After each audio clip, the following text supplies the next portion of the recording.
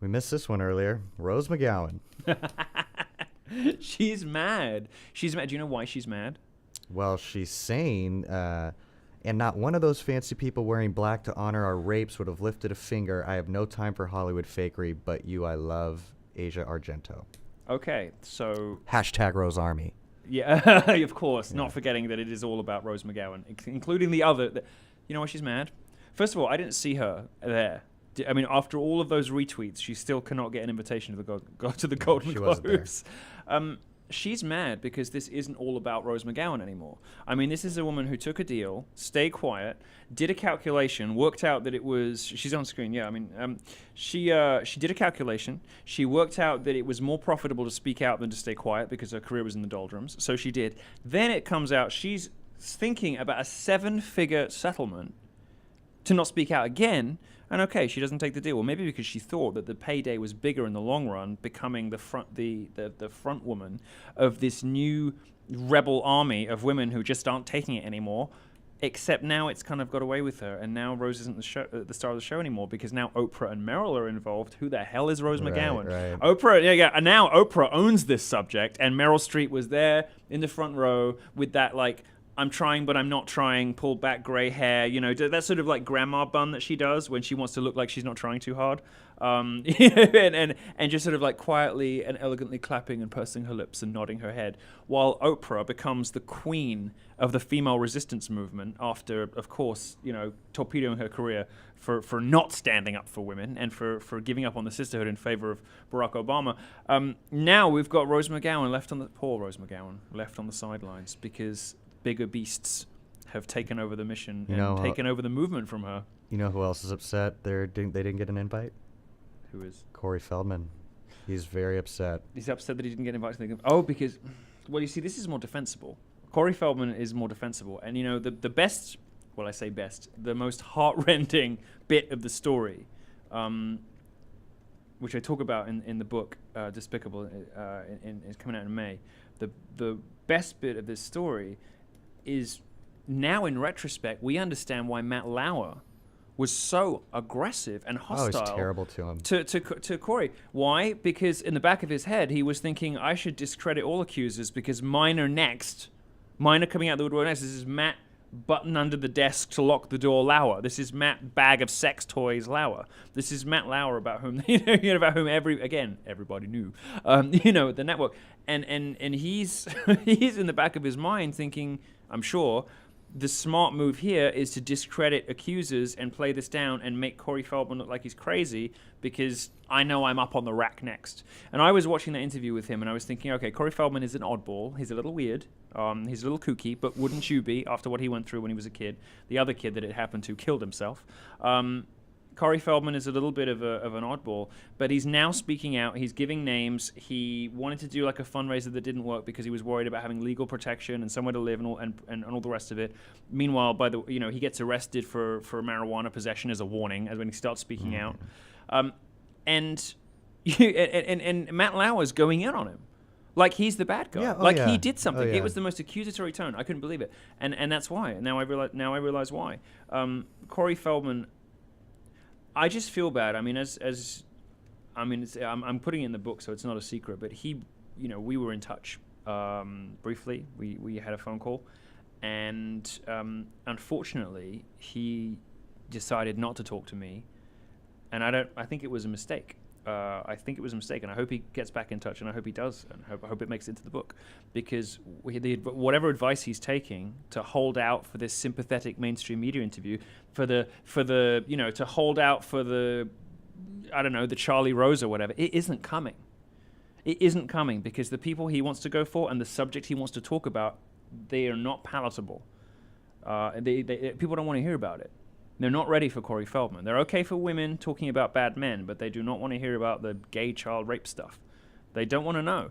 And so he is the oddball weirdo throwing out allegations that they must discredit because what's the alternative?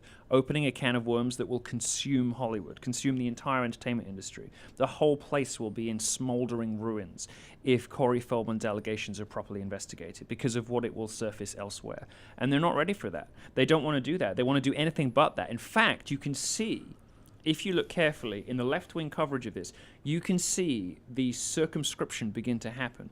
They want to limit this to bad men attacking innocent women, female victims, and let's leave the subject there. The movement is not general sexual assault. It is women versus men. It is, it is gender. It's nothing else. There's nothing about race, nothing about homosexuality, nothing about child, whatever. They are trying to contain the fallout from Weinstein, and they can't. It's not going to work. It isn't going to happen. But the reason I think that they're so aggressively against Corey Feldman speaking out, naming names, and letting him have his say in the sort of sympathetic environment that would normally be provided to abuse victims or to people who were ready to speak up about their abusers or about things that happened to them when they were children, particularly in an industry everyone's fascinated by, movies and TV. They're not giving him the platform for that reason, I think. So that's a story. That's a story of real tragedy. I mean, Rose McGowan, frankly, can go hang. I think she is the worst kind of opportunist.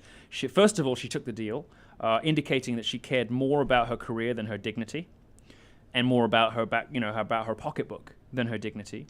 She stayed quiet while other female victims were presumably being abused and harassed and in some cases raped. Now she's brazenly and shamelessly throwing the word rape around on Twitter because she's upset she's not at she's not at the front table at the Golden Globes because she's victim. She's like patient zero. She's victim number one in America today. Why isn't she on stage where Oprah is? She probably thinks she should be getting the Cecil B. DeMille Award.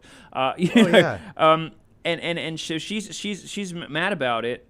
Meanwhile, there's a real tragedy, which is Corey Feldman, which has still not been aired properly. And now they've given him a cursory tour of the studios because the clamor to hear him was so loud. They've given him a cursory tour of the TV studios during which he was subjected to hostile interview after hostile interview. Just goes to show the entertainment industry has not moved much past Barbara Walters when she, 2 decades ago, said to him, "What are you doing? You're damaging a whole industry." Rather than listen to the story of how he was abused, as he says, and raped and worse, as is now tumbling out of his mouth eventually after all these years. Now, he's been forced into doing it in a very unsatisfactory way. In a way, in the story may now never be heard properly because he's been scared off talking to people like me who might actually listen to him, and he's been bullied into, managed badly, obviously, and guided into hostile interviews with people who have no incentive to hear his truth. This is the end for him. My hope is, and I'm pretty sure about it, that they are not going to be able to contain the damage. This is not just a little hill fire that damages a few Bel Air homes. This is like full forest fire. This is taking out the state, And this stuff, this is genie out of the bottle, horse bolted out of the stable territory. And they're not going to be able to contain this and turn this into a gendered issue. The reason the left wants to, by the way, of course, is that if you make it left. If you make it women v men, it's left v right because men and women sort themselves so comfortably, unfortunately, and I don't know why this is the case, which it shouldn't be, into left v right when on these gendered issues. The male position is seen now as a sort of libertarian Trump right position. The female position is seen as a progressive and whatever. I hope, and I don't think they're going to be able.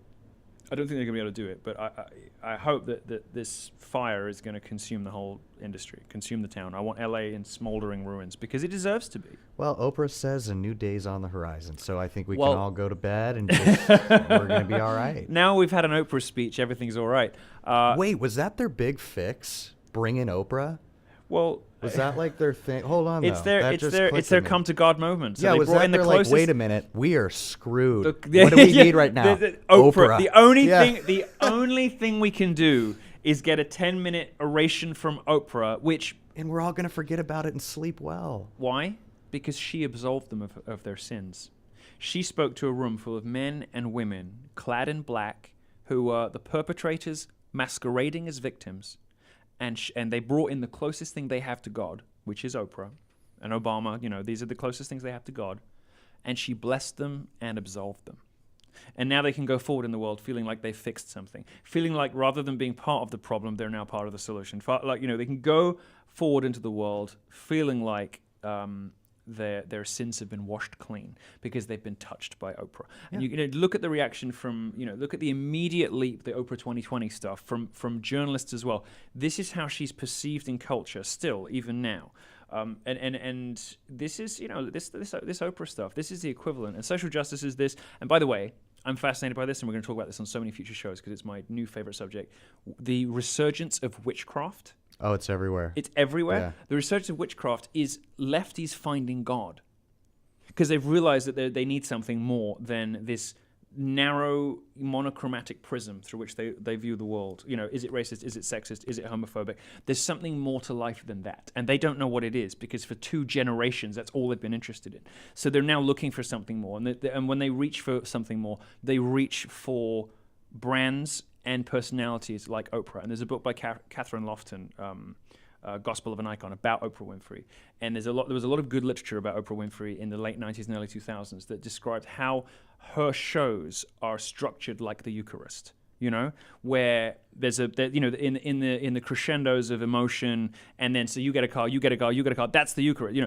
How her shows became a sort of religious ritual for an increasingly godless America, and she's now brought back as the woman who saved us all in the 1990s, and was there for us when nobody else was. And Obama said no, Michelle said no, because the Obamas are absent, because the Obamas have disappeared from stage, except for these rare occasions when Barack Obama will come out and say something disobliging about Trump, because the clamor for him to say anything, is so extraordinary that he can't help but offer the occasional Facebook post about what a bad job Trump is doing. But see, that's how stupid they think we are. That this big fix, they've been exposed and it's just starting. If we bring Oprah, it's all going to be like, you know what I mean? But it isn't. But it isn't because people did not tune in their tens of millions to watch, God come down to earth and pronounce them innocent. 11% of us tuned out. Like it almost another sickly 11% of us feel left. Better. That's exactly what you're saying. I mean, this is next level. It's a superficial proxy for mass. It's a superficial proxy for genuine. And here's the point, right? Mass and Eucharist, the process of going to church, real religion, it's about asking for forgiveness and making amends. And then if you go to any preacher, any pastor, any father, any reverend, they will say, the first thing you have to do to be forgiven is to make amends. You can't just say, sorry, I did that. Course. You have to go to that person and say, how can I make it right? And get, and Oprah's moment, Oprah's little 10-minute, pandering on the stage was them bypassing the step of making it right and being given forgiveness, despite the fact that they had given no indication whatsoever they were prepared to do anything to make it right, except wear some black clothes.